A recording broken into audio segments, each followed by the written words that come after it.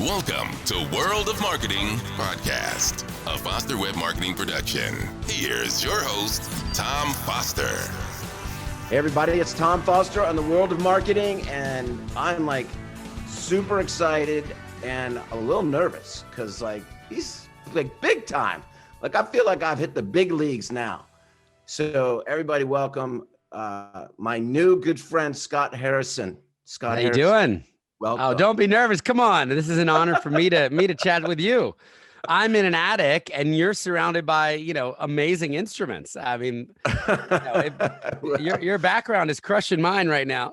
Well, you've been a little busy, saving the world. So you're the man. And so I'm humbled and thank you so much for taking time out of I know you're super busy. You just told me this is your busy season. So it means a lot that you would take an hour or so. Well, we won't go longer than that. We'll see. To talk about this tremendous thing. I'll say real quick, you are the author of Thirst, which is a New York Times bestseller, right? Yep. Yeah. Which is really a good book. I mean, I've started to read it and I'm already hooked because it's a little rock and roll in the beginning, right? I know. I have a similar Starts with path. drugs and alcohol and parties and nightclubs and maybe not where you think it would it would start. Exactly. So let's talk about that a little bit. Let's talk a little bit about your backstory. I will share with everybody at the end of this a video that Scott has put together, which is fantastic. And so I promise I will share that with everybody, but just to kind of tease them, I want to talk about how you got started, because you have a very interesting story with your mom, getting sick in the house that you guys innocently moved into, and then you had to do it all. So let's kind of just start back there and then give us the cliff notes. Yeah, well, okay, not a traditional path into philanthropy. Kind of three chapters of my life. The first chapter, I was born in Philadelphia into a middle-class family. As you said, when I was 4, we moved into a house that had a surprise carbon monoxide gas leak. And the house was advertised to us as an energy efficient house, which is great unless it's winter and all the windows are closed and your house has a carbon monoxide gas leak. Yeah. And we all started to die. My dad and mom and myself, we developed these weird symptoms. And on New Year's Day, 1980, my mom collapsed unconscious on the bedroom floor. So she was the canary in the coal mine. And after a long series of blood tests, the doctors did find the massive amounts of carbon monoxide in her bloodstream. And that led my dad to discover the leak, to rip out the heater himself. And unfortunately, my mom was never the same again. My dad and I did bounce back after the short-term exposure, but my mom's immune system. How long were you there? Couple months. But my mom was spending 24/7 in the house. Yeah, because she was there all the time, right? She was unpacking the boxes and putting frames on the wall, working even down in the basement. This is before carbon monoxide detectors and everything. That's right. Well, because we have a lot of lawyers that listen to this, that this is what they do. Yeah, and of course now, I've got kids and I have carbon monoxide detectors all over the house. Yeah.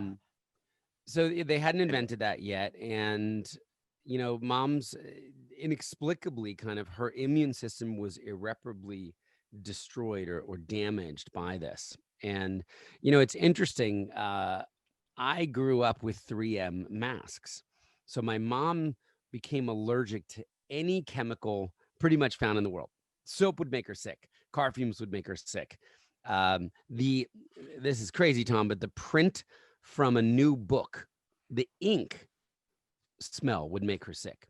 Yeah. So she would wear these 3M masks, an older version of the N95 whenever she went outside. And eventually she really contained her exposure to a single tile bathroom in our house that was covered completely in aluminum foil. She slept on an army cot that was washed in baking soda 20 times.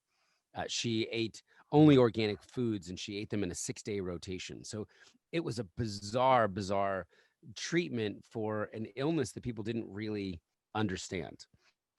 All that to say, I grew up as an only child in a caregiver role very early on. And my parents had a very deep Christian faith. So they decided not to sue the gas company for negligence, which surprised a lot of their That's what I was friends. just going to ask you.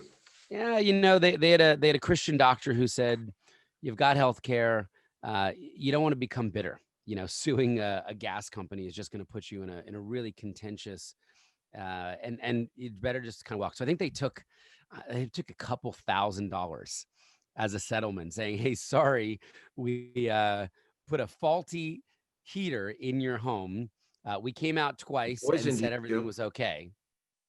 And it Yes. wasn't. It was PSEMG in South Jersey. Anyway, so childhood was growing up in church, taking care of mom, doing the cooking, doing the cleaning. What did your dad helping do? around. What did your dad do for a living? My dad was a business guy. He worked at a transformer plant, so he made electrical supply for utility companies and that kind of stuff. The stuff that you see on those boxes you see on telephone poles. Okay. And I grew up really the only child, wanting to be a doctor when I grew up, playing by the rules. I didn't smoke, I didn't drink, I didn't have sex, I didn't curse. I just took care of mom, and I went to church. And then, now we move into act 2. Then 18 happened, and I found my independence, and I realized that New York City was only an hour and a half away.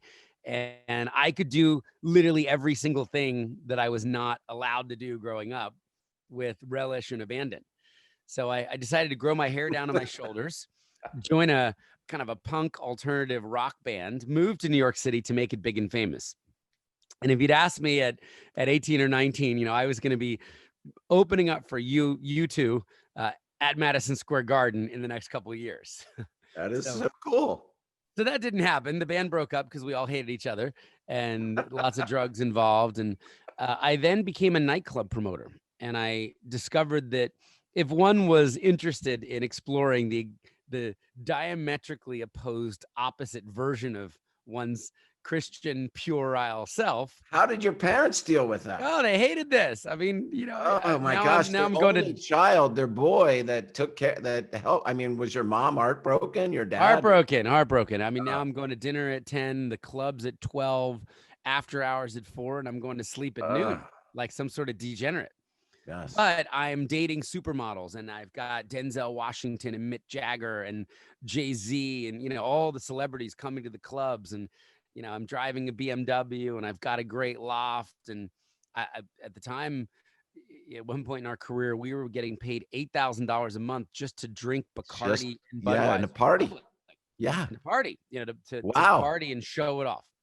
So a lot of people would love that life, that think that is the life, especially today, right, Scott? A lot of people. I mean, today in COVID, right? Just to go out. Well, not COVID time, but yes.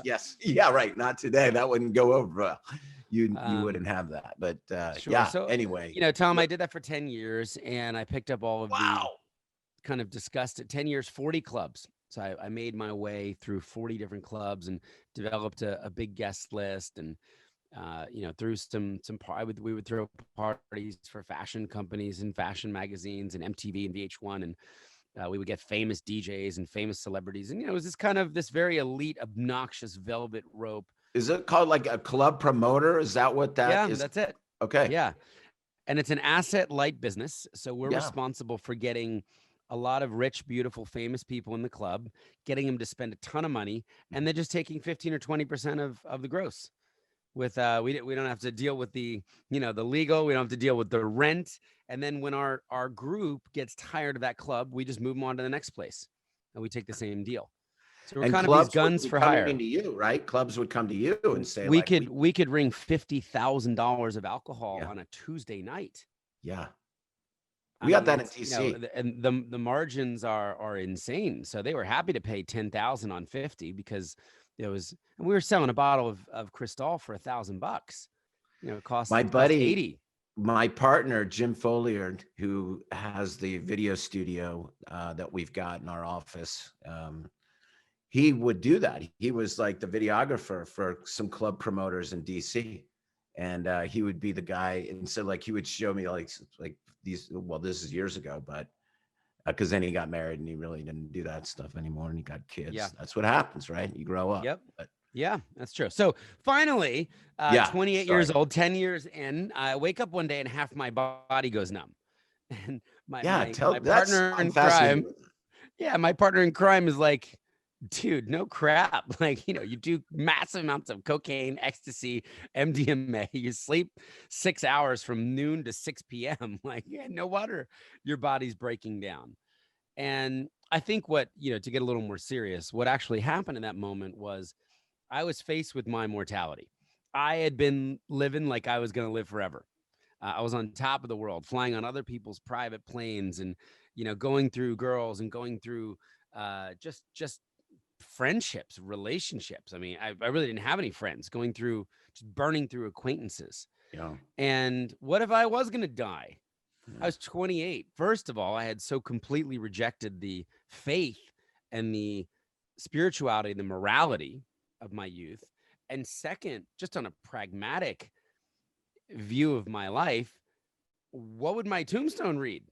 Here lies a man who got 1 million people drunk and drugged up. Like, full stop. Like, that's all I had done. And, and if whatever money we made, we spent a little more.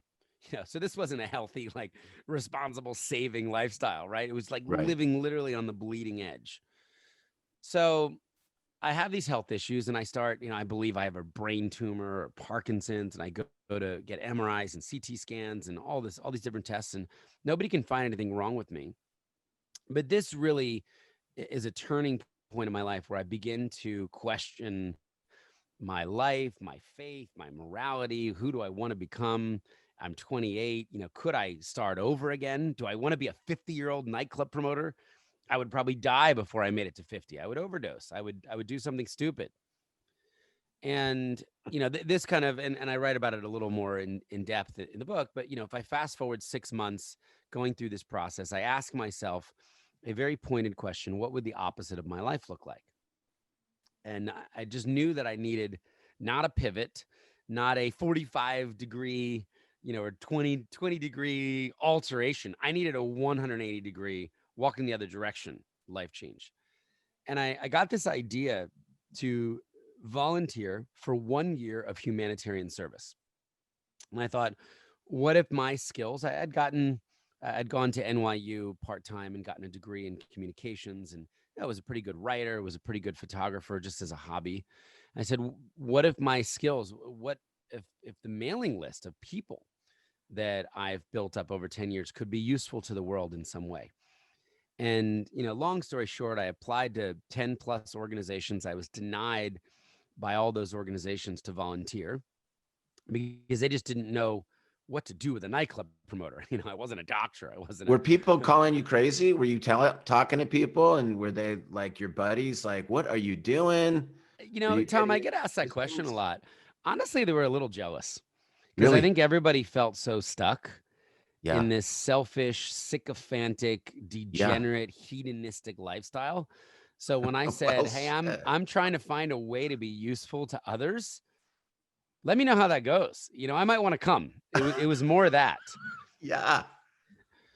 So finally, one organization writes me back and they said, "We have an opportunity for you to go live in post-war Liberia and be a volunteer photojournalist on a medical humanitarian mission.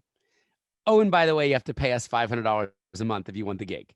So I'm like, this is what's more opposite than this. This is brilliant. I'm going to pay to go to what was actually then the poorest country on planet Earth. Liberia had fallen off of the United Nations development chart after a 14-year civil war, and it had just come back on at the bottom. And there's literally no data for more than a decade. And it was a country with no electricity, no running water, no sewage system, no mail system. And I was going to be joining a group of doctors and surgeons who were sailing a 500-foot hospital ship into the country to provide uh, life-giving medical services to people who had no access to care. just to kind of paint the picture, in America, we have one doctor for about every 300 of us. In Liberia at the time, there was one doctor for every 50,000 people. But there were no hospitals with electricity where you could even go to and get proper care. So if you got sick, you were just out of luck. And thankfully, there were these amazing doctors, an organization called Mercy Ships that had been sailing this huge hospital ship for a quarter of a century up and down the coast of Africa, bringing top-notch Western doctors from 40 different countries on their vacation, essentially. So Tom, a doctor, would fly in from Geneva, Switzerland, or Berlin, and make that choice instead of going to the Maldives on vacation. They would say, "Hey, I've got a couple of weeks. I can operate on people who aren't fortunate enough to have access to surgery." So my life changed, and I'll kind of speed things up. But Did you go there to because as a photojournalist, that's what you wanted to do? Is that what you were doing? You were going there to that was the document? job. The job was to take pictures and write stories of everything that happened on the ship. Got it. So I was going to be in charge of documenting all that. And you had to pay to do it. Yeah. Yep. $500 a month. It's great. And were you using it? Was that to be used for them for PR and whatnot? That's what that was for? Exactly. To raise awareness and to raise money. Right. Can I please pay you to do your marketing? That's great. Yeah. Yeah. And again, these life-changing stories and photos and videos that I would eventually produce would be used to talk about the compassionate, compelling work of these doctors so that people could sponsor surgery. And there's a bunch of pictures in your book and also in the video that we're going to show after this. You'll see some pretty aggressive. You'll see some pretty aggressive stuff in the video. So I saw baseball size. I saw volleyball sized tumors on children. I saw people blind. I saw leprosy. I saw people with missing faces, missing arms, people whom the rebels had poured hot oil on their faces just to disfigure them. For a joke during this terrible war. So my third day there, Tom, there was this moment where the government had given us a football stadium, an arena in the kind of a broken down arena in the center of town to screen, to triage the patients. And we had advertised our coming through a small advance team. And I knew that we had 1,500 surgery cards to hand out that day. So we would be able to triage someone and say, "Hey, we can help you with your cleft lip or your cleft palate or your cataract. Turn up on, May 9th at 9:00 and here's your surgery slot." Well, over 5,000 people turned up. And I'll never forget taking this photo of the 3,500 people we had to send home without a surgery slip, with no hope. Right. I later learned many of these people had walked for more than a month. They had walked from Cote d'Ivoire. They'd walked from Guinea. They'd walked from Sierra Leone, just hearing that there were doctors that might be able to help them or their children. And they were just too far back in line to be seen. There was no room at the proverbial inn. And that was really tough. So I just realized early on. Was it all the same consistent disfigurement, or was it all kinds that was the specialized that we specialized in tumors, cleft lips. That many people coming for that. Yes. That is incredible. Yeah. Like, people can't fathom that here. I mean, people cannot fathom that. And when they see these pictures, because I had never seen anything like that. I mean, I've seen cleft stuff, but I've not seen anything like to the degree that you showed. Yeah, and nor had I, and I wasn't prepared for it. So I spent a lot of time blubbering like a baby and just, coming face to face with horrific suffering, really. Yeah. I told these stories and I immediately began communicating what I was seeing to the 15,000 people that were on my nightclub list. And to my surprise, maybe even to your surprise, people began to get money. They were interested. They were living vicariously through the guy who used to be spraying champagne at 3 a.m. from a DJ booth, who is now in scrubs in a medical operating room, in an operating theater, documenting a 9th anniversary of these compassionate surgeons. And they said, well, people would say, I'd never seen anything like this before. I didn't have awareness that this was a problem. How do I help? How do I volunteer? How do I give money? So I guess right there, I kind of proved that could be useful. Both the 15,000 people on my email list, back when email open rates were almost 100%, and the ability to tell stories and to take pictures and create videos could move people towards generous action. So I did that for a year. And then I went back for a second year. And it was really that second year in Liberia where I learned about the water crisis. And I learned that the thing making so many people sick was dirty water. I learned that half of the country was drinking dirty, contaminated, unsafe water from brown and viscous swamps, from green ponds, from muddy rivers. And then I learned that half of the disease in the country was directly linked to unsafe water and a lack of sanitation and hygiene, so toilets and the ability to wash your hands. So year two or tour two for me in Liberia was really this kind of aha moment. Well, I could continue this path and tell stories about individual surgeries and go raise money for the 1,500 people that we serve every outreach. Or I could go attack the bigger global problem, dirty water, and therefore make people healthy. Send potential people who might be turned away outside a stadium in a parking lot. I could send them home or keep them home because they had the most basic need for health met. So that was really year two for me, was about discovering water as the root cause of so much of the sickness and disease and suffering, and then wanting to take that on as my cause. And I was 30. I had a lot of energy, and really decided to make that my very simple life's mission, to bring clean and safe drinking water to every human being on the planet. And I think that, well, first of all, I think that's just an amazing, very simple, clear statement of magnificence. I mean, but what surprises me is that this exists. Because we're here in the United States, in the land of plenty, and we cry about crap, obviously, any kind of discomfort. But how in 2020 are there places without water? Yeah. Without fresh water. How is that? Well, it's a good question, Tom. And we almost ask ourselves that at some point. I mean, that's like a basic necessity. I mean, I understand energy or electricity, but water, clean water, semi-clean water. Well, as we sit here, 785 million people, 1 out of 10 people, 10% of the planet right now is drinking dirty, disgusting water. Is it all in like Liberia and like around there, or is it all over the world? It's about a third in Africa, about a third in India, and about a third in Southeast Asia, a little bit in Central and South America. So it is, America officially has 100% water coverage. Now there are some pockets of America, some reservations, some places in Appalachia that are definitely have water challenges. But, technically a country like France or Germany or America would be totally done. A country like Ethiopia would be 50% water. Why the delay? Is it just because? Well, gosh, I mean, there's, the systemic, why poverty, this would line up with the people living under $2 a day. This would line up with health issues, with education issues, with many different issues of extreme poverty.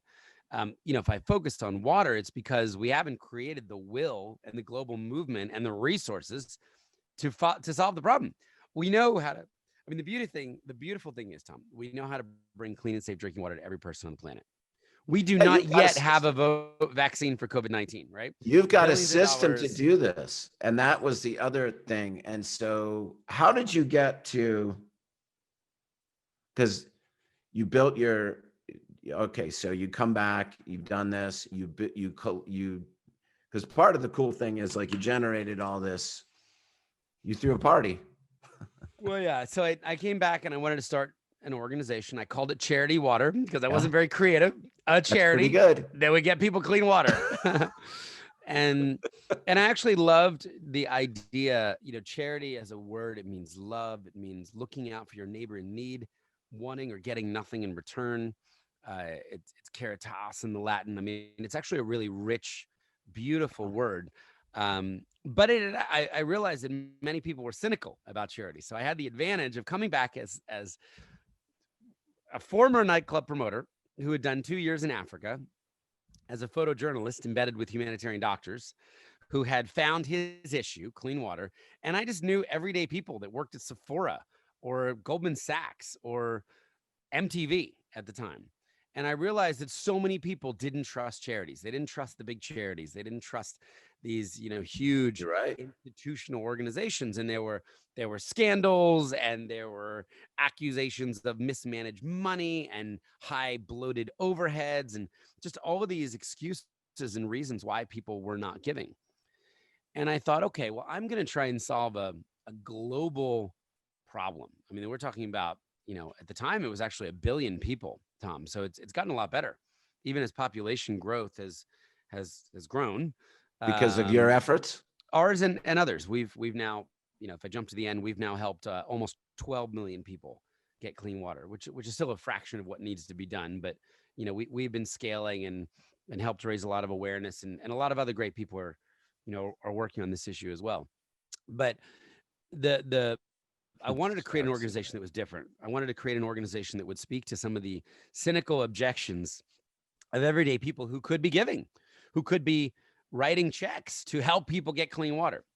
So I created Charity Water with these kind of, couple core differentiators, really 2 big differentiators. The first was I wondered if there was a way to promise the public that 100% of their donations would always go directly to help people get I clean love water. this.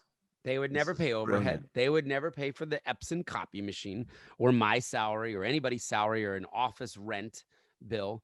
100% of the money would travel purely to build water projects that would get people clean water. Now, I know you have a bunch of smart people listening. They're like, well, that's a dumb idea. Where does the other money come from?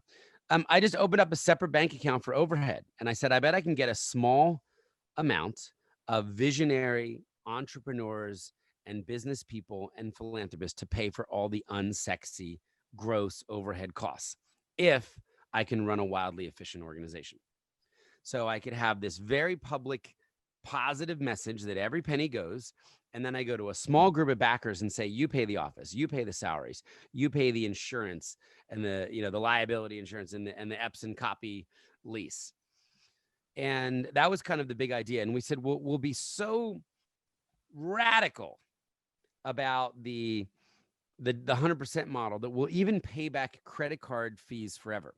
So if you went online right now and you gave $1,000 on your Amex, sadly, I get $970 because Amex takes to 3%, charity or not. And I said, I'm going to pay back Tom's 3%. So I'm going to go and raise from that small group of donors the $300 transaction fee, or sorry, in that case, the $30 transaction fee. And I'm going to send his full $1,000 to the field. So that was the 100% model. The second kind of extension of that then was realizing that because we had created a business model where money was not fungible, I could then track your $1,000 and tell you where it went. And I could say it went to Malawi, or it went to Cambodia, or Laos, or it went to the state of Odisha in India, where we're working. And because we weren't stepping on it. So that allowed us to create this very powerful proof pillar where we could prove where the public donations went, therefore restoring their faith in giving. We became the first charity to geolocate every water point we ever funded in the world and put them all up on Google Earth and Google Maps. So today you can go to our website and you can see tens of thousands of satellite images of every well we've ever built, of every gravity-fed system or bio-sand filter we've ever built. How many have you built now? Almost 60,000. 60,000 wells you've across built. 28 How long countries. have you been doing this? 14 years. It's amazing. Amazing. Dude. Yeah, we now help a new person every 20 seconds get access. You are to the water. man. And So- not only are you helping people get the and I think I'm going to jump a little bit, but not only are you helping people get clean water, you're also providing jobs in these, Yeah, right? no, we've created, we now employ over 1,300 locals, only 90 people in New York City, and now remote with COVID, in kind of the headquarters team, but 1,300 locals. And then we employ thousands and thousands of day laborers who Right. are actually able to earn an income as they build these projects in their own communities. The third pillar, I guess, that gets me there is this belief that for the work to be culturally appropriate and sustainable in the long run, it had to be led by the locals. So no guy Yeah. like me, from New York needs to be running around with a hard hat, around Zimbabwe, barking orders to hydrogeologists. We would go and find the local organizations who had the skill and the capacity, and then we would increase their capacity. We would buy them more drilling rigs and support trucks, and we would bring in consultants to help make them more efficient and help them hire new hydrogeologists. But the partner network would take our money raised from the public at 100%, and they would lead their own communities and countries forward, and they would actually get the credit. So it wasn't Charity Water or some team from New York flying the flag of look at what we did in Zambia. It was the local partner who was known, who we were really coming behind with hundreds of thousands in the beginning, but now often tens of millions of dollars capacitating to lead their communities and their countries forward with funding. So we put all that together. And yes, as you said, I threw a birthday party for my 31st birthday. That was day one to prove the model. I got open bar donated. I got a club donated, and everybody came in and they gave $20 on the way in. And I collected $15,000 in cash that night in a big plexi container.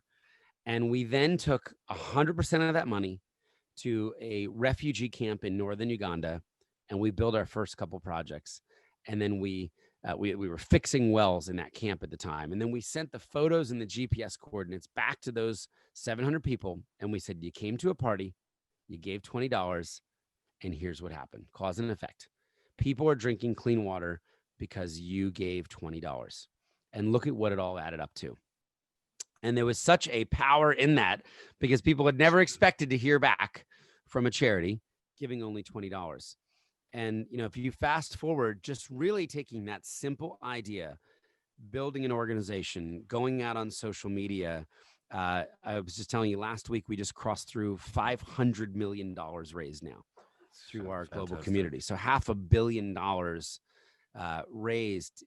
This year before COVID, we were on track to raise over $100 million to get 1.5 million new people clean water.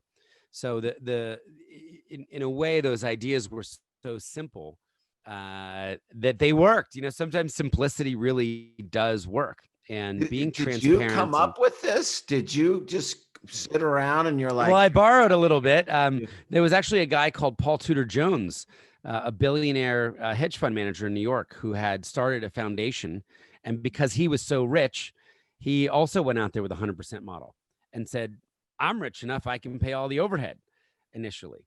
And, I remember writing him a letter 14 years ago, and he didn't write me back. But I thought, well, I'm not rich. I'm sleeping on a closet floor in Soho because I'd given all my money to mercy ships and the people that I'd met. But I wonder if I could adopt that 100% model and bootstrap it and go out and find people. So today, the way that Charity Water's 100% model works at scale, there are 135 business people and entrepreneurs that pay all the overhead.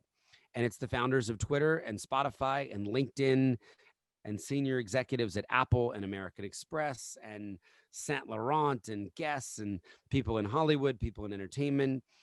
And they all give the money each year to pay for all the overhead. support the organization.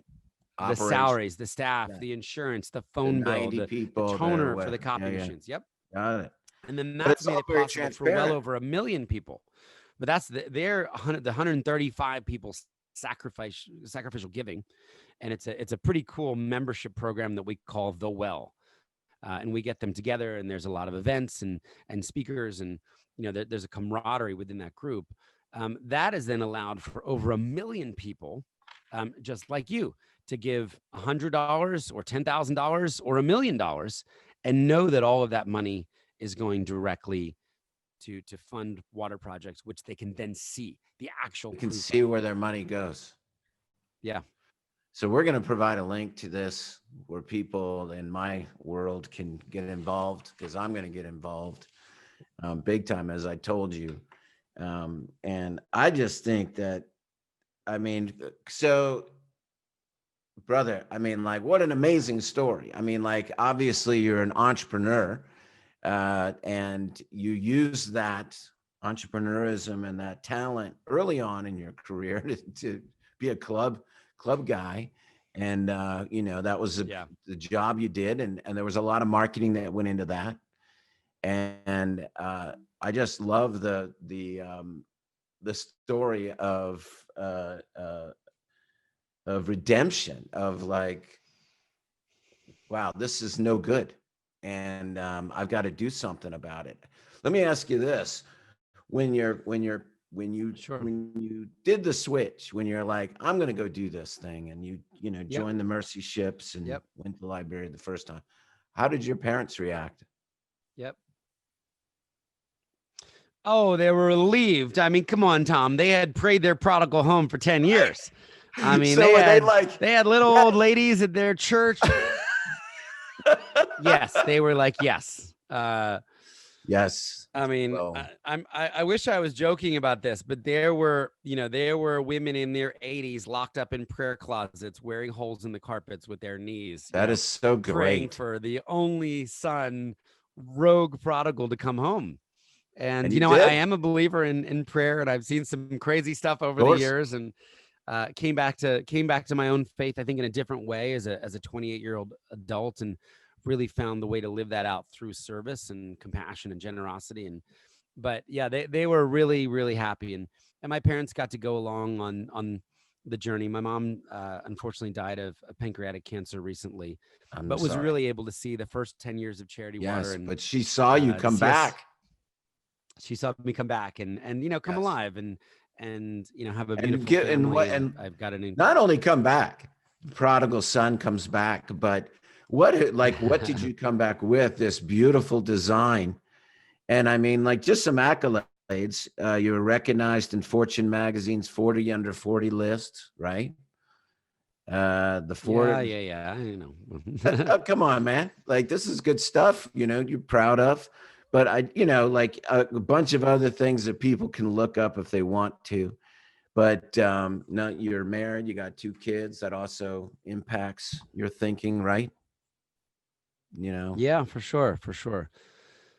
A better Yeah, world I mean, for our I'm children. my son's 6, and he asked me the other day. He said, "How old do I have to be to work with you?" And I was like, That's so "I don't cool. know the answer to that, but what a cool question. I'd love to, You can start shooting I video. would That's love how we to can get do the it, kids involved." right? Right, right.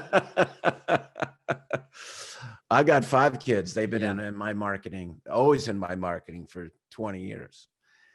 Well, brother, okay, so to get Wow. That involved, that that takes courage. 5 kids, Tom. Wow. yeah, yeah, Yeah, I mean, look, exactly. I think if people want to get involved, I mean, you've got an unbelievably generous and influential group of people I know that follow you and are a part of their community, a part of your community. Hmm. I mean, there's a couple ways It's people get true. involved. I mean, one of the simplest ways is to sponsor an entire community. It's 10 grand. You give a whole village clean water. You get to see the photos and the GPS coordinates. And, my wife and I do at least 2 every year on a single nonprofit salary. And we've been able to, It's to so see cool. the impact of That's that. buying a Well, well. you got, You're yeah, building a well you for a build a well. village. Yeah, or a water project. We fund 13 different technologies, Okay. so it's different, and we're solution agnostic. So whatever the appropriate technology is, but whatever that is, it's about $10,000 to give a village of 250 people access to clean water. And it's an amazing thing just for my wife and I to see a year later or so, a completion report come back and look at a satellite image and see the smiling faces of people that we helped, because we were able to do that. And we have people give appreciated stock. We have people, I mean, we've had we had people sell cars and donate money. I mean, people get really excited about this idea. I guess the second way, which is perhaps even more wildly accessible, is a couple of years ago we created a new giving community called the Spring. Think of this, Tom, as Spotify or Netflix or Hulu for clean water. That's where cool. people give every month consistently. So we're able to count on that and make these future looking commitments to our partners. And 100% of the benefit of whatever they give every month is not taken by us in consuming movies or content or getting free shipping with Amazon Prime or storing our photos on Dropbox. 100% of that benefit is passed on to people who need clean water. And this was a simple idea. We launched it a few years ago. Uh, I like the idea of the spring, kind of new beginnings and a time of possibility. And You're buying water for people. literally buying water. Yeah. And we have people giving $40 a month, which is what it costs us to get one person on average across the 20 countries we work in. Clean water. We have some people that are giving $100 or $400 every single month, and it's really that act of giving and being in the community and learning more about this issue that's really important. We have so many kids. I know I'm talking to parents. Charity Water has really leaned into resources for kids. There are lemonade stands going on all around the country and the world.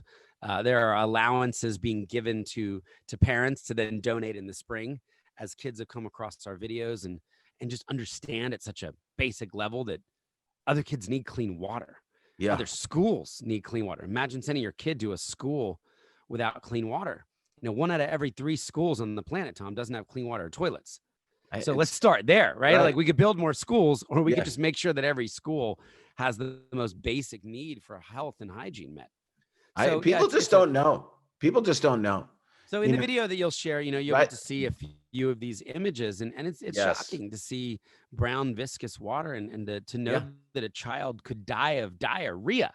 We go to the Dwayne Reed and buy the blue stuff. Is it true? 1 in 10 people drink this horrible water in the world.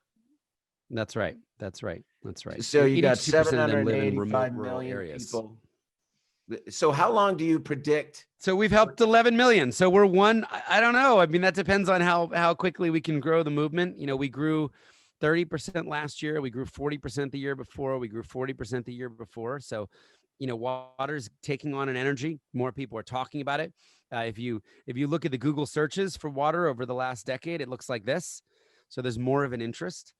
And, this is a great opportunity. I mean, I'm just having conversations like this. You never know who it lands with, who says, well, I could do something about that. I mean, I could succumb to the apathy with any of these paralyzing global issues. But you heard me speak, a month ago and just said, that's all you said I could do something. I could build a well. I could introduce you to some other people that might join your mission, that might get their families involved. So I think the more we show up and the more we run a highly transparent, effective, efficient organization with integrity, the more good things happen. I know who I'm talking to, and I love, I've been able to keynote Deloitte's big 5,000 person partner meeting and, work with some big legal firms. And it's always fun when lawyers or accountants come up to me and say, I've been through every 990 for 13 years. I've been through your KPMG audit reports. I can't believe you're so good at this. Like I was looking for this to be too good to be true.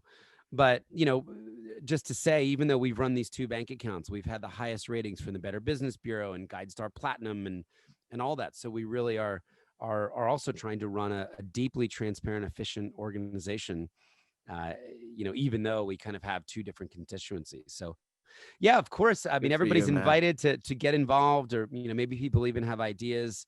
I'm Scott at charitywater.org. So I'm easy to find if people, want to get in touch or reach out directly. But we really believe in a day where everybody has clean water to drink. And we believe it's possible. I'd love to see that done before I die. I'd love to leave that world for my kids where no guy like me rolls up into their elementary school or middle school and shows them pictures of other children dying of bad water. I would love to really be a part of that solution, and we just need more people involved, and we'll keep growing. Your video the impact. is very telling, and I agree. And I'm gonna also not only because my crew will see this, but also my school where all my kids have gone, that we've been part of for many, many years. And they participate in different things. But Scott, keep it up, man. And thank Thanks, you. Tom. I mean, God bless you, brother. I mean, like, you're an amazing person. And like I told you at the very beginning, I mean, like, I was like, wow, this guy is the so cool. I mean, like, it's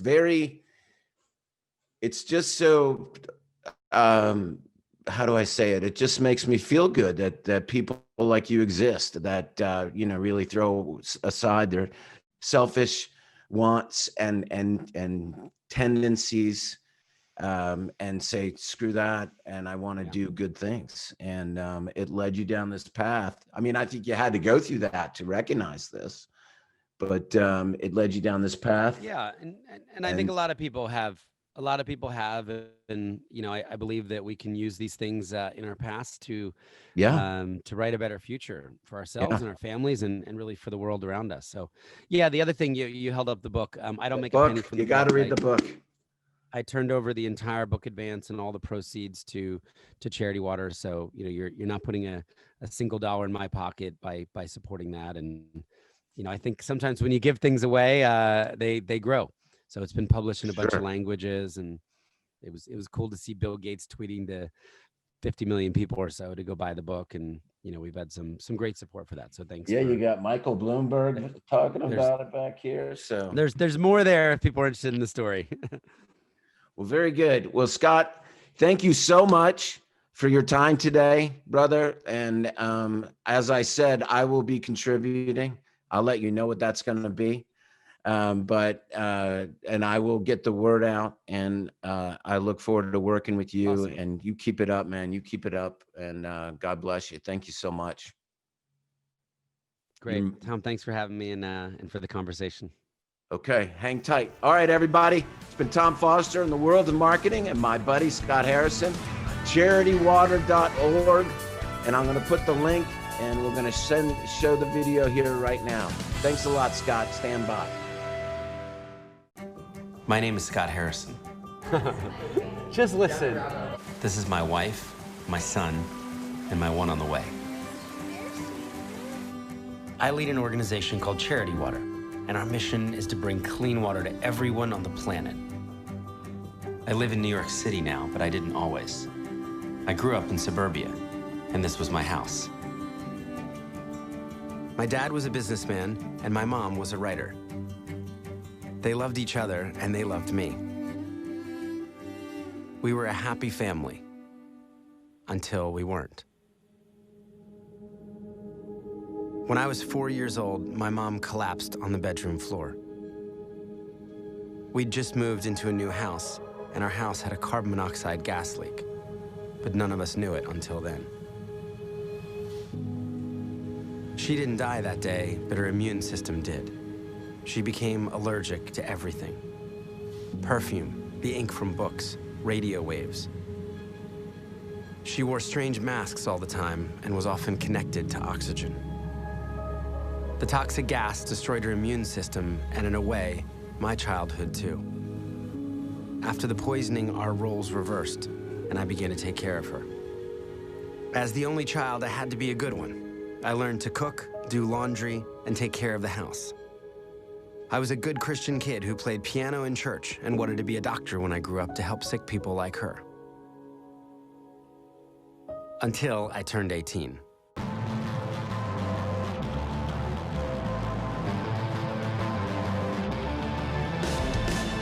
Music was my escape, so I joined a band and moved to New York.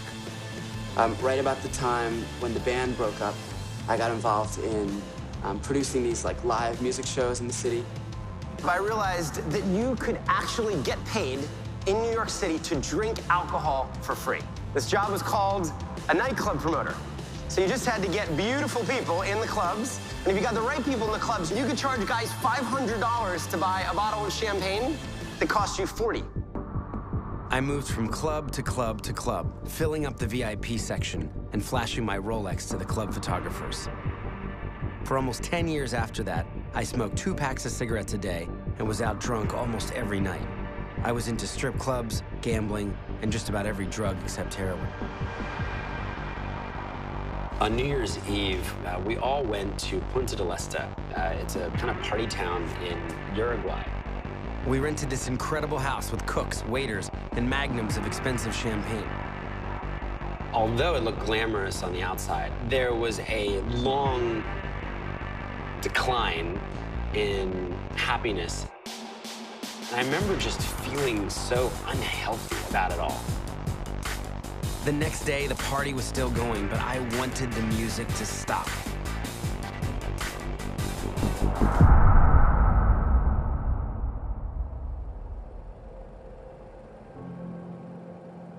I realized I was spiritually bankrupt, I was emotionally bankrupt, I was certainly morally bankrupt.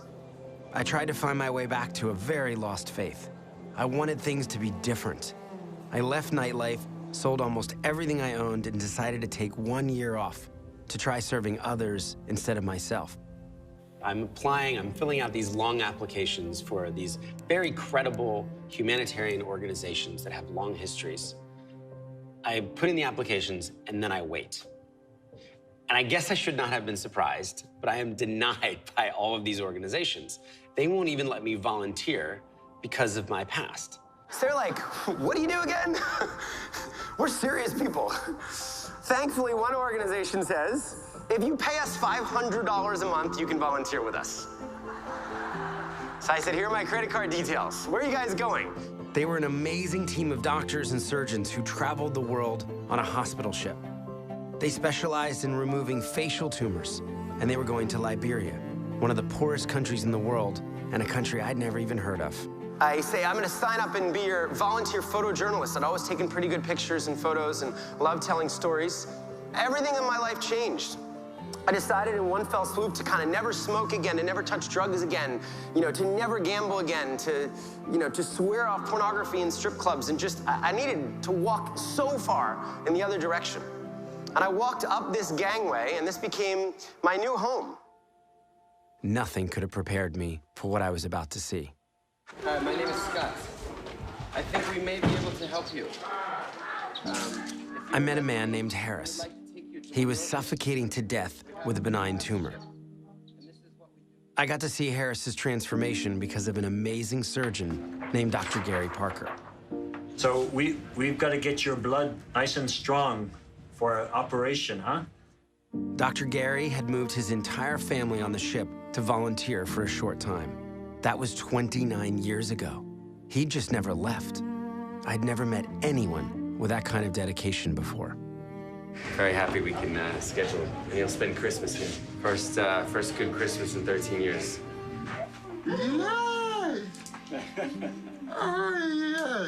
A couple weeks later, I got to take Harris back home to his village with an entirely new face, ready to start a new life. The uniform that's put on people when you have these terrible deformities is you're rubbish, you're worthless, you're spiritually cursed, and when you can change the uniform, it's huge.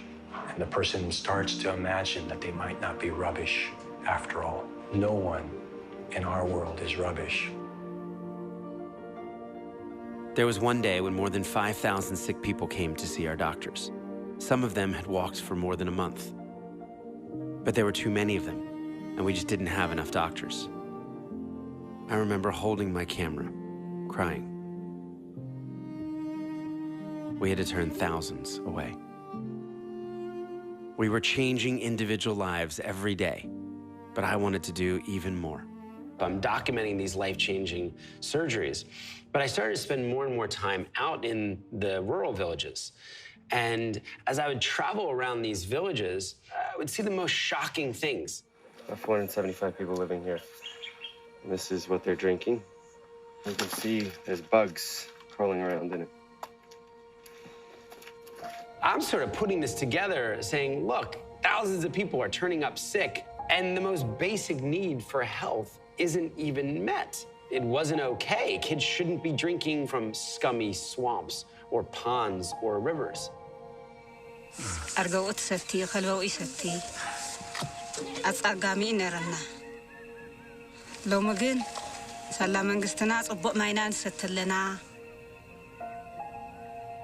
He came here to fetch water, and a crocodile fell into the river. And a crocodile snatched him. Disappeared everywhere. Not even a body was not even found. There were so many diseases caused by bad water: cholera, dysentery, trachoma, bilharzia, things I'd never even heard of. On top of that, I found out people weren't just drinking this filthy water, they were breaking their backs to get it. Women and girls are usually the ones responsible, often walking for hours every day. As a result, many girls never make it through school. They trade in their education and dreams to carry 40-pound jerry cans so their families can have water. Dirty water is responsible for more death in the world than all forms of violence, including war. Even if it were 1 million people, this would be a crisis. But it's not 1 million. It's 785 million people who live on our planet right now without access to clean water. That's twice the population of the United States. Nearly 1 in 10 people worldwide. Behind those statistics were real lives, people who were dying because they couldn't get clean water. And many of them were children. Sadre आम झील गोटे मरीजी मो निज झील 5टारू आरंभ होला 7टा भितर झील मरीगला हेले कौन बेंदी है समस्त कहले पानी كم حلمي لما نديوزي غاريوس همزي دقنا طعيومس لو تمرت خدو كحكمنا نفلاله I began to become really interested in the water issue and who was doing something about this. How come more people weren't talking about water? I came back to New York City ready to go. So it started with a party. It's the only thing I knew how to do. I was a nightclub promoter. So I got someone to donate a club. I threw my 31st birthday party. I got 700 people to come out. I lured them with open bar. And I charged them $20 at the door. And this time, instead of pocketing the $15,000, we took it immediately to a refugee camp in northern Uganda. We built 3 wells, we fixed 3 wells, and then we sent the photos and the GPS and the story back to those 700 people. This was a big deal. People could not believe that a charity would bother to report to them on a $20 gift, and that something actually happened with the money that they could see, that they could connect with. 700 people proved that we could make a difference, even $20 at a time. This was the beginning of Charity Water.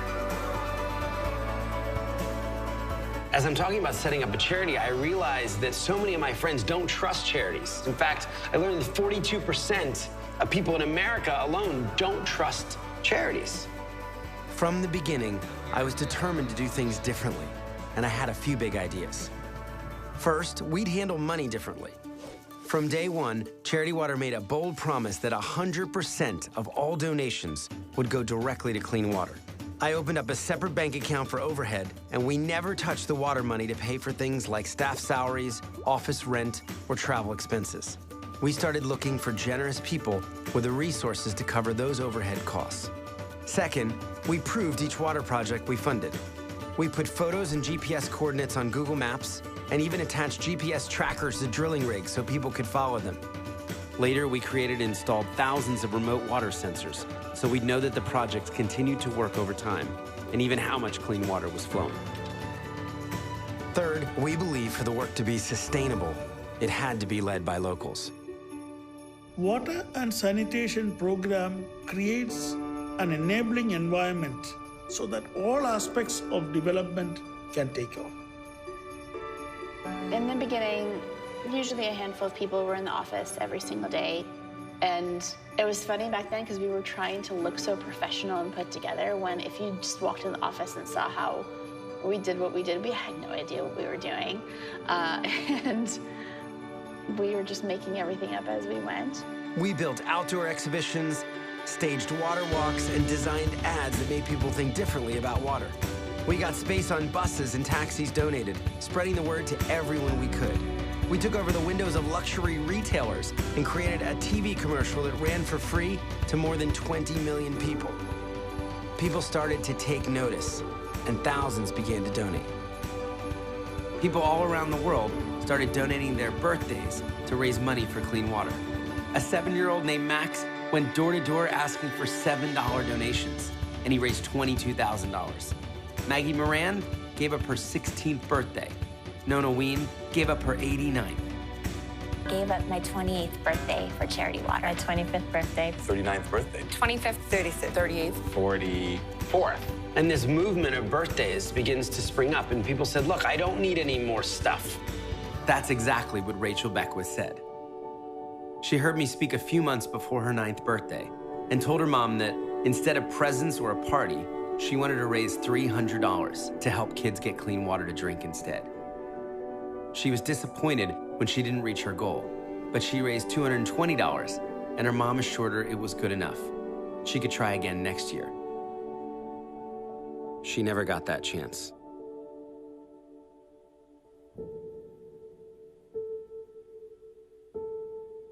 A few weeks later, Rachel lost her life in a car accident.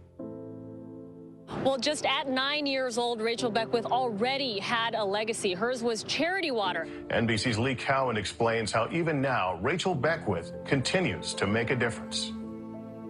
Hundreds of strangers started to give $9 in her honor. Then it became thousands. Within weeks, Rachel's fundraising campaign had raised over $1.2 million for clean water. The heart of this 9-year-old girl inspired 32,000 people to give. But it didn't stop there. 80,000 people pledged their birthdays like Rachel. Some people said, I can't wait until my birthday. I just need to fundraise now. I need to do something about this now. Guys shaved their beards. Complete strangers started climbing mountains to raise money for clean water, walking and biking across countries, sailing across oceans.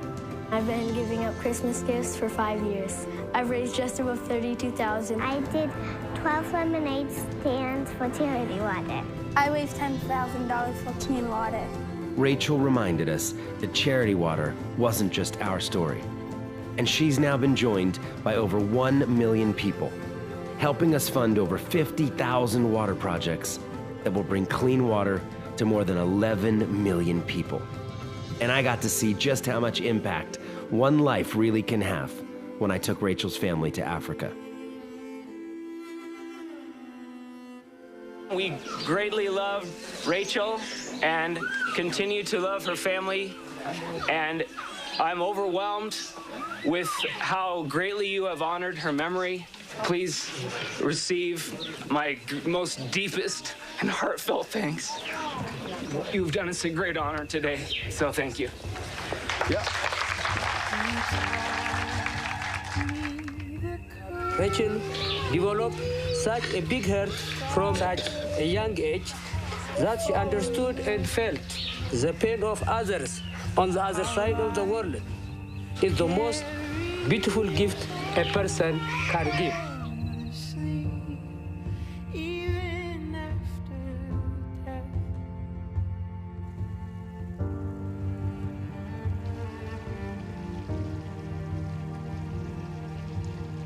Lives all around the world were being changed.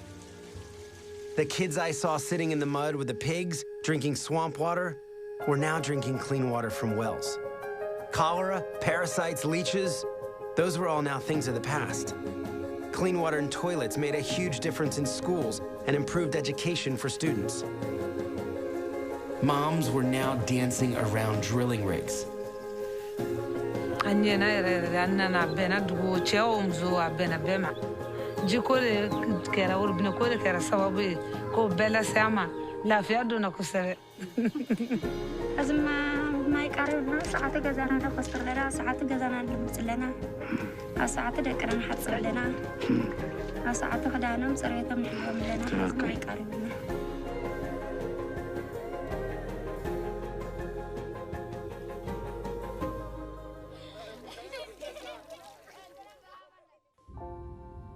In the beginning, there was water. Always changing and bringing new life wherever it goes. It did for me and for so many others in very real ways.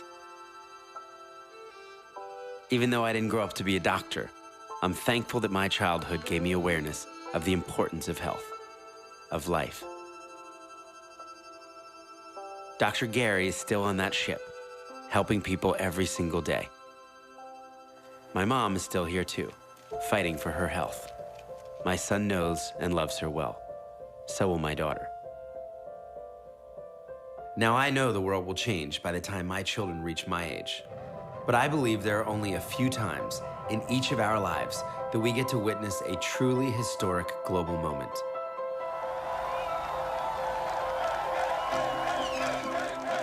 And giving clean water to the entire planet will be one of those moments.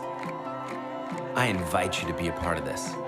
We've been able to help more than 11 million people get clean water, but we want to do so much more. We want to go faster and help more people. So we're introducing a new way to do just that. It's called the Spring. We're building a community of givers so generous and constant, the world has never seen anything like it before. People who are willing to give not just once, but who will stick with us month in and month out, faithfully fighting for change. We subscribe to things every month: cable internet, magazines, movies, and music. We're loyal to these things because they benefit our lives. But the Spring benefits other people's lives. It costs only $40 to give one person clean water. Some of you can give that every month. Some of you can give more, some of you less. But whatever you can give, 100% goes directly to clean water, and we'll keep showing you where your money goes and the lives that you're changing. Until the day we can finally say that no one on earth will die from dirty water. So we realize people will tell us this can't be done, but we think, man, if there's ever a time in the world when this is possible, it's certainly today, where people are really looking to give, they're looking to make an impact.